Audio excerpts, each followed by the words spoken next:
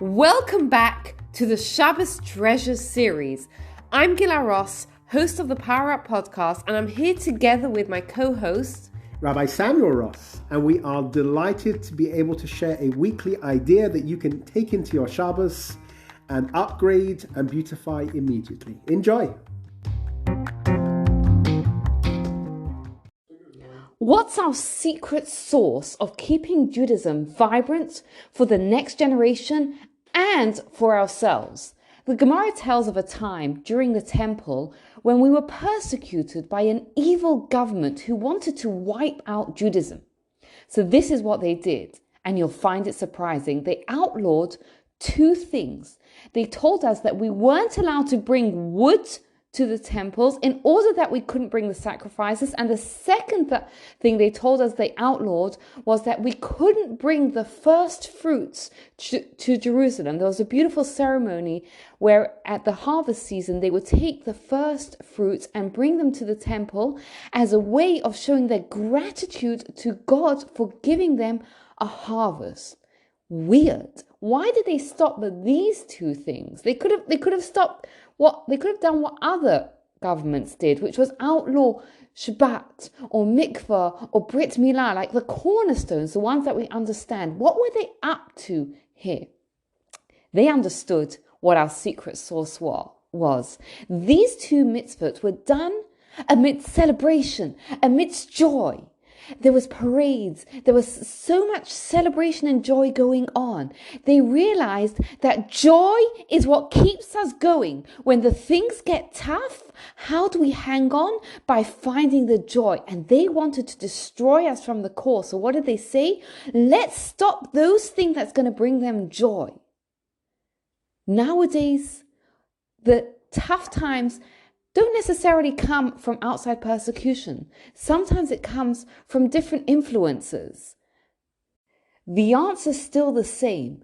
If we want to tap into our secret sauce, we have to find the joy and bring it to our mitzvot, to our Judaism. And in this episode, we're going to look at two different joyful parts of Shabbat. Don't underestimate Kiddush. When we do our Kiddush on our Friday night, it is one of the 10 commandments where we're commanded to remember the Shabbos day to sanctify it. And it's interesting. There are various ways that you could, in theory, do this. Yes, the way that the rabbi set it up was we make the Kiddush. That's how we fulfill our biblical obligation.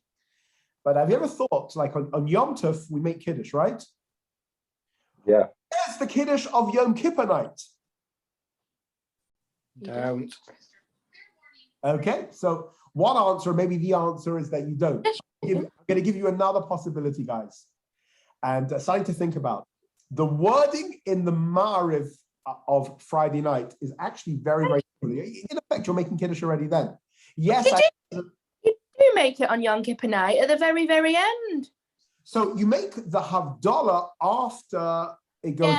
Yeah. But right now we're discussing the Kiddush. So it's a Yom Tov, surely. I know you can't eat.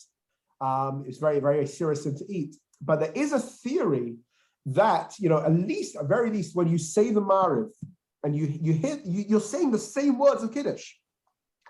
Again, we try to understand what Kiddush really is. It's that concept, it's that idea where we're connecting with God, we're remembering Shabbos. We actually already do it in the Ma'ariv on Friday night. And we do it in the, if you're doing a Friday night Yom Kippur, I guess, the wording is there as well. So don't underestimate that. Yes, it's very, very true that we have the Kiddush and we should always do the Kiddush, and you can get one of the 10 commandments just like that. Even if you don't have your finest rioja for the Kiddush wine. Stephen, I got to tell you, I looked into it, and if you've got the most delicious red wine, you go with that. I know sometimes you struggle to find that perfect rioja, but it's in the Ma'ariv as well. Okay, so that's sort of where we're starting from tonight. That rabbis have instituted it over the cup of wine or grape juice, but ultimately we do it in the Ma'ariv as we know the wording is there as well. And this will actually be a very nice segue to bring in my better half, because now we're going to discuss a little bit who in the home does this apply to. We saw last week that by candle lighting, it was a mitzvah on both. Jeremy, I know you weren't with us last week. It's actually a mitzvah on both. And I got actually an amazing message a couple of hours ago from someone who heard the podcast, someone who wasn't on. And I think they said that, again, in their circumstance, they didn't realize that for them, that they should be making candle lighting, whatever the circumstances. It's a male, it's not a female in the home. And I think they said for the first time, as a result of the podcast last week, they're going to do candle lighting. They're going to properly appreciate how to do it and what to do it tomorrow night.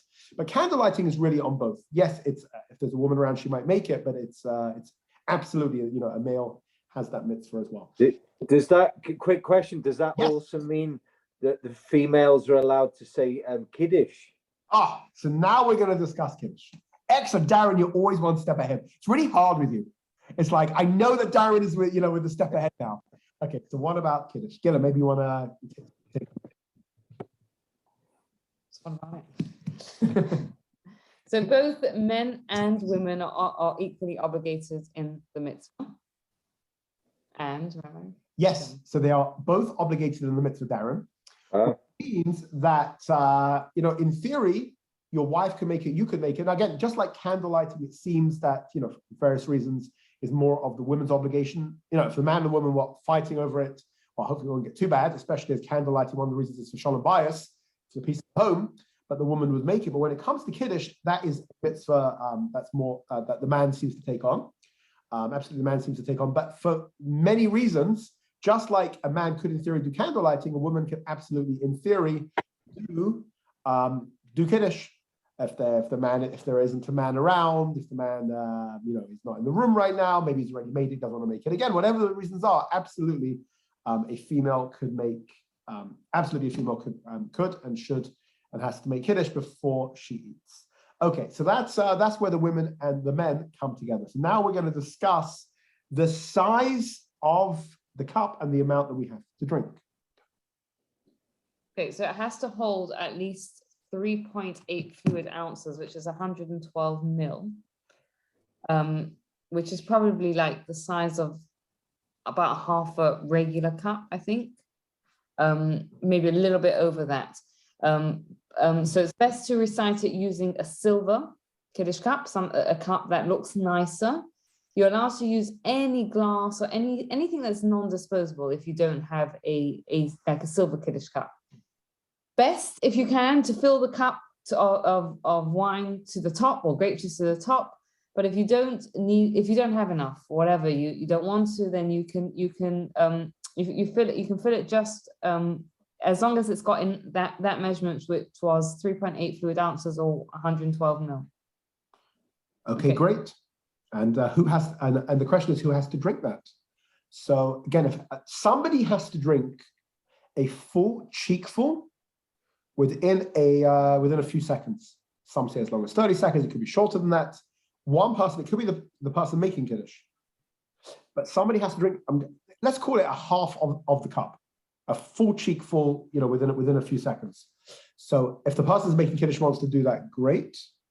And if not, then at least somebody around the table should drink a full cheekful within that period of time. Maximum 30 seconds, and ideally will be even shorter than that. But some in order for Kiddush to work, you have somebody that's had a full cheekful within that few seconds. Can I just ask a quick question on that? On the odd occasion that I've forgotten to get the wine or the grape juice, we've celebrated Melissa's Scottish heritage by using whiskey and changing from Bray Goffen to Shehakol. Is that right, or is it better just not to? Okay, so this is the story. This is a very good question. We didn't get into this yesterday, but it's a very good question. So again, Friday night and Shabbos day, most of the laws are the same, but in this regard, they're not really.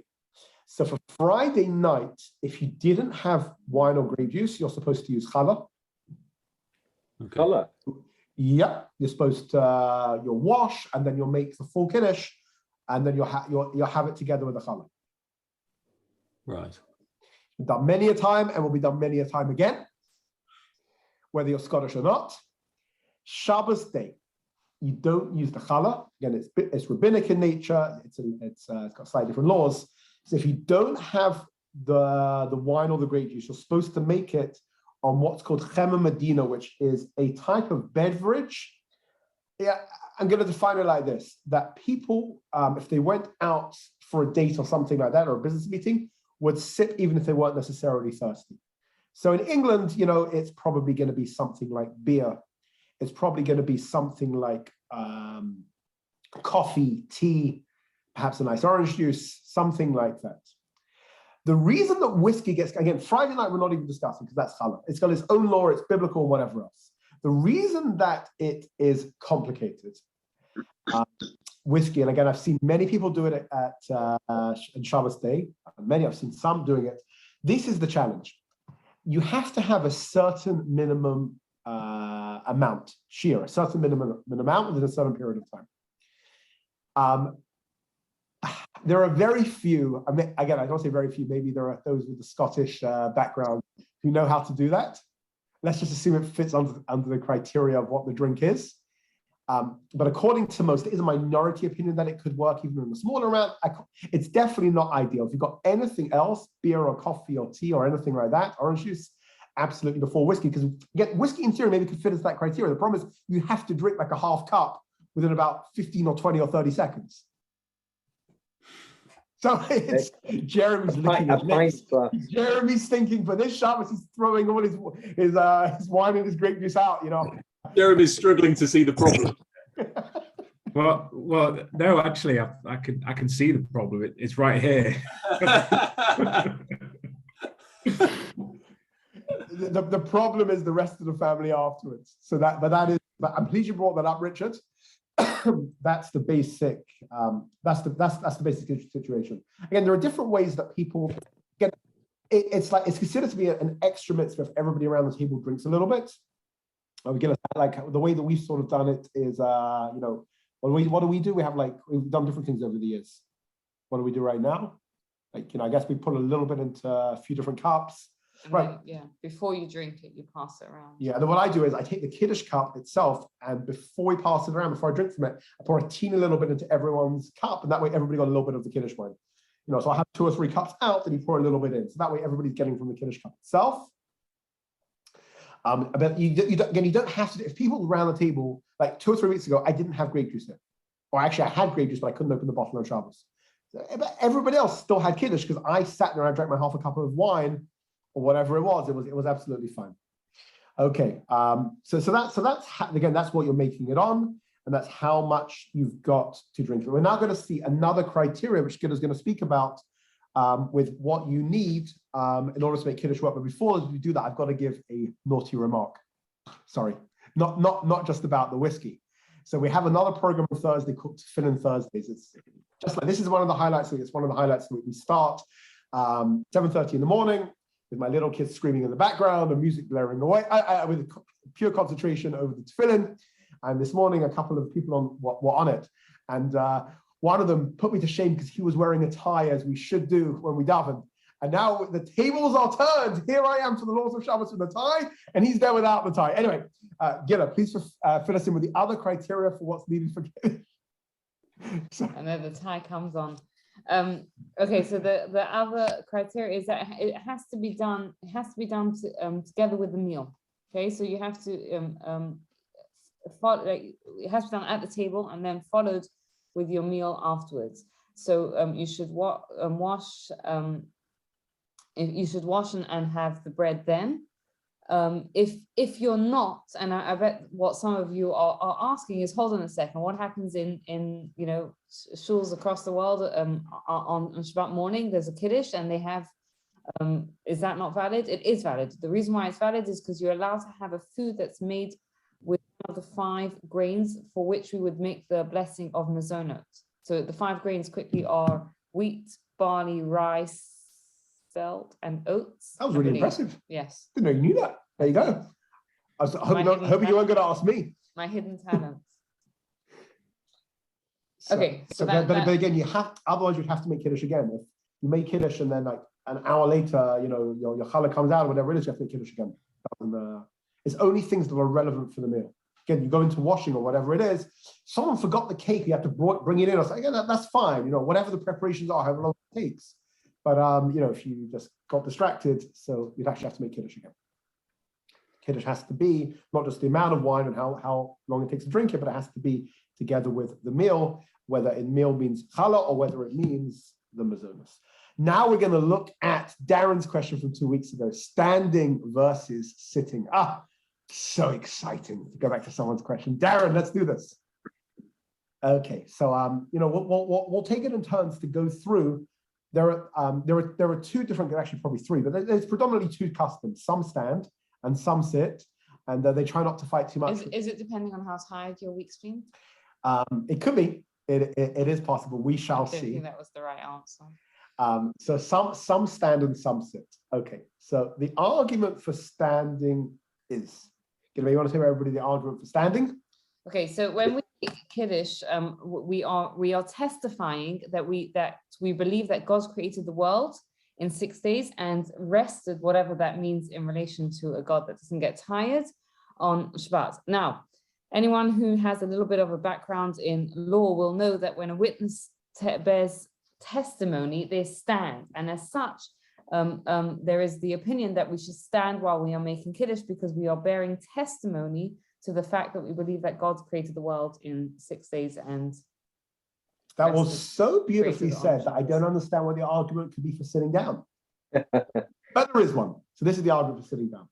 So it's actually explicitly in a piece of Talmud, a piece of Gemara, I think in Brachos, if I'm not mistaken, which speaks about when you want to fulfill someone else's obligation, which is what you are doing when you make Kiddush and say Baruch Gofen, you're doing it for everyone else around the table.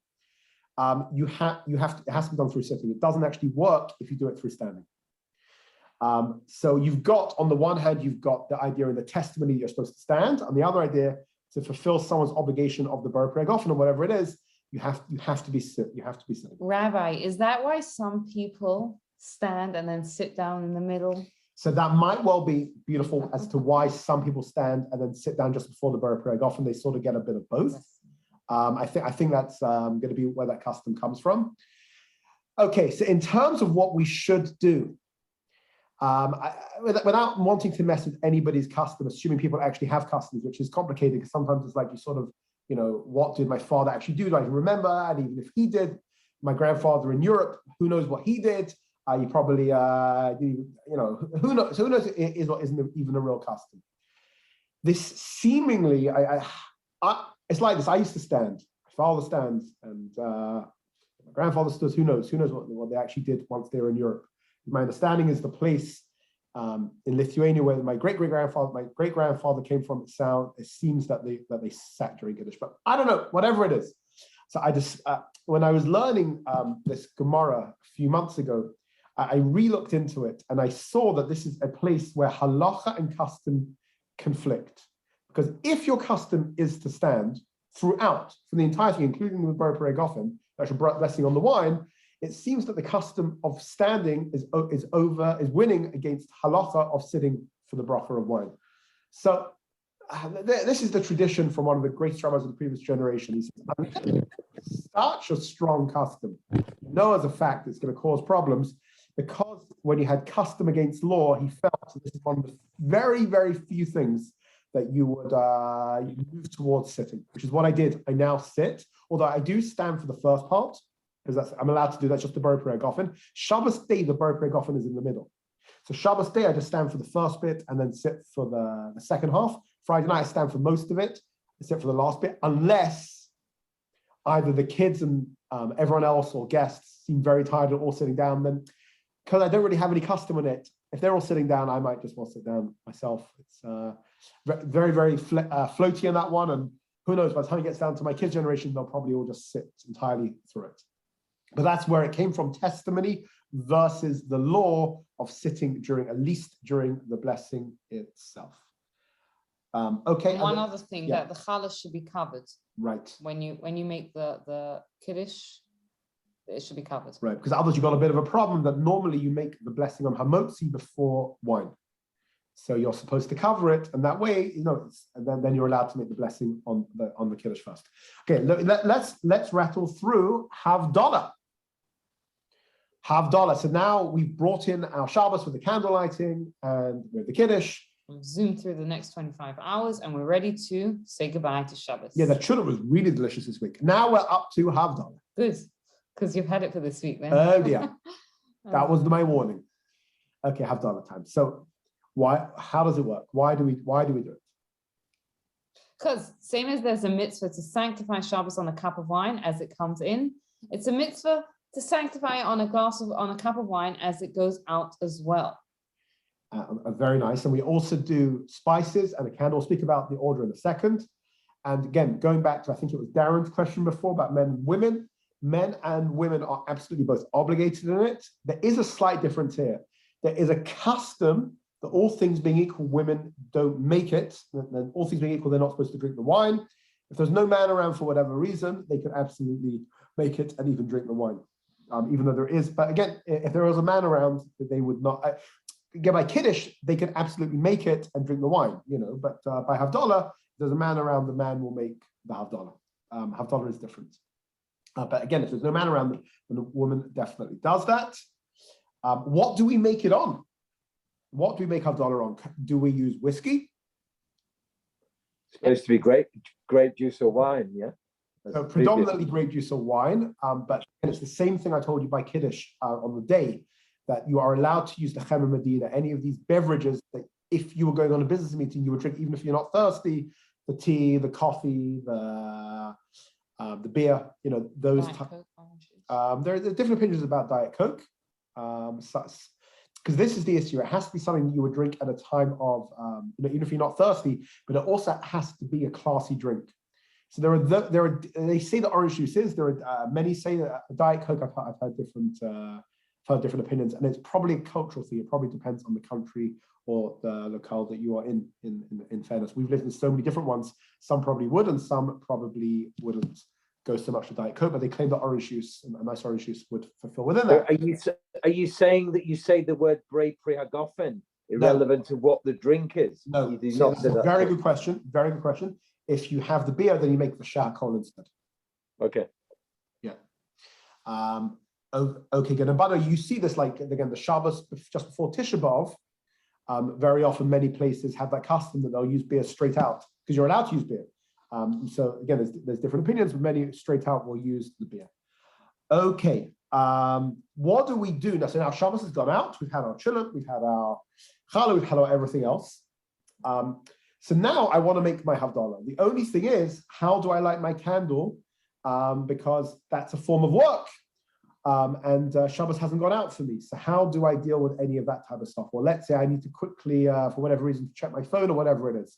So how do I deal with it? So wording that we're supposed to say first, if we want to do work first, which is in Hebrew, Baruch Hamavdil Ben Kodesh Nachol, which in English is blessed is the one who separates the holy and the secular. So the profane. So basically, if we want to quickly do some work, then there is there are these few words that we can say, and then we can use our Havdallah candle or do what we need to do. How much wine do we put inside the Havdallah cup? So it's different to the others. It's brought down that it's a sign of blessing as the week begins to have it overflow. On the other hand, we're not supposed to be wasteful. So the way that they do it is you fill a Kiddush cup up right to the very, very brim, and then as you pick it up, a little bit of it will overflow. It seems that that's the best way of doing it. Okay, so what you do is you take the cup in the right hand, and you say Borei Pregofen, or if you had Bia Shea Kol Yemavoro, but you don't drink it yet. You only drink it right at the end. Then you take it from your right to your left hand, and then you'll make the blessing on the candle and the spices. The spices you hold in your right hand while you make the blessing.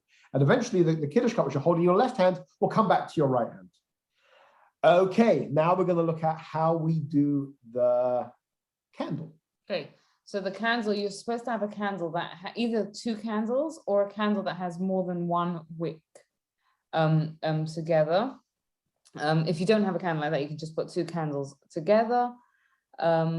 And then what you're also supposed to do is you're supposed to look at your nails. And the reason for that is because the candle that you're supposed to, the fire that you're making a blessing on is supposed to be bright enough that you should be able to see the difference between your skin and your nails, right? That's how bright the candle. So let's experiment. Should be. You look at your fingernails like this. Let's experiment. Look at you cup it in a little bit towards yourself, and then you look at the back of the fingers. Basically, you're looking at your nails. Okay. Yeah, and like then, that and then like that. Um, I bet no one does that. Yeah, I if you didn't do it, it'll still work. You do it. Okay, good. So I thought you were just looking at the light between your fingers. Yeah. I've seen people do it. I didn't realize that was the reason. So right. Yeah. It's actually to be able to see the difference between, because you need a decent amount of light to be able to see that, and that's what you're looking at. right. And again, the spices is an interesting one. Maybe we'll sort of finish with this. The spice is a very interesting one. That there is it's a belief brought down that on Shabbos we have a neshama yasira, an extra soul, which we get as Shabbos comes in, and we leave it, and leaves as Shabbos goes out. Shabbos is so special, it's so holy, it's so divine, and at least we smell the spices a little bit to revive us a little bit, as we had this devastating loss of losing this extra soul, which we have during those 25 hours of Shabbos. So maybe we'll finish with that. Okay, look, thank you so much, everyone. Over the course of next week, we're going to try and send a short revision or something on the 10 weeks that we've just done, which has largely been rabbinic laws. And then, because I know your kids are already off towards the end of the week, and then, please God, towards the beginning of January, we'll start the next bit. In terms of the books that we've been using, this 4-book series, which you don't need to own, we've pretty much finished actually volume 1. We've done very, very well over the last few weeks. Always have a pat on the back and feel good as your neshama yasira, as your extra soul comes in, as Shabbos comes in, please God, tomorrow at about 3:30 or 3:40 or whatever it is.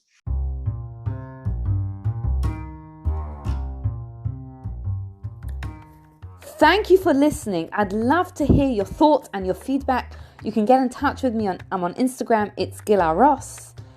And please take a moment to rate, review, and subscribe to the podcast. Thank you for your time and have a wonderful day.